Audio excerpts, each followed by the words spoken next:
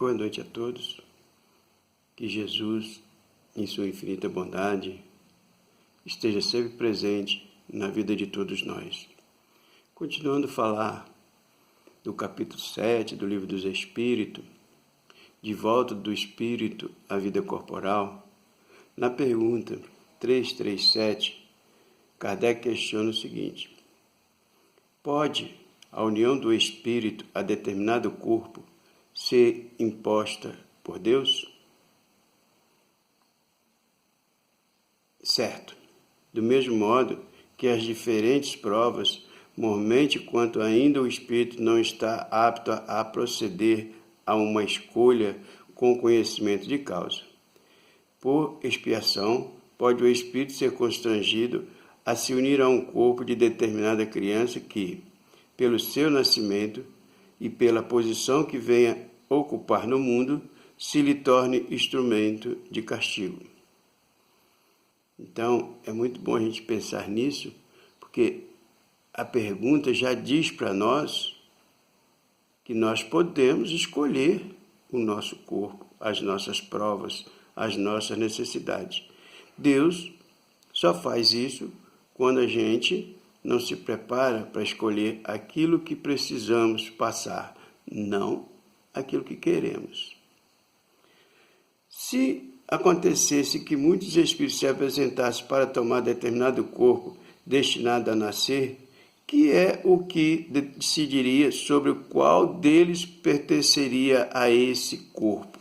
Quer dizer, vai reencarnar alguém, né? Vai reencarnar uma criança, um filho de A ou B, e vários espíritos querem ali estar.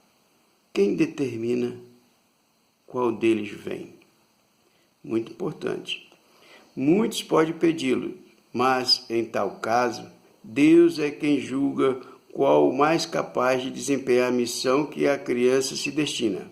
Porém, como já eu disse, o espírito é designado antes que soe o instante em que haja de unir-se ao corpo. Quer dizer, ninguém chega e fala assim: eu vou reencarnar nesse corpo que vai se formar.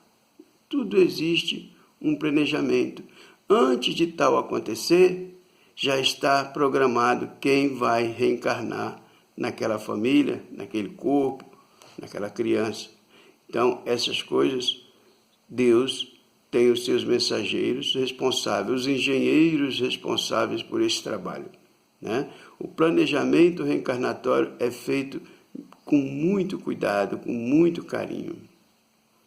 No momento de encarnar, o espírito sofre perturbação semelhante à que experimenta ao desencarnar?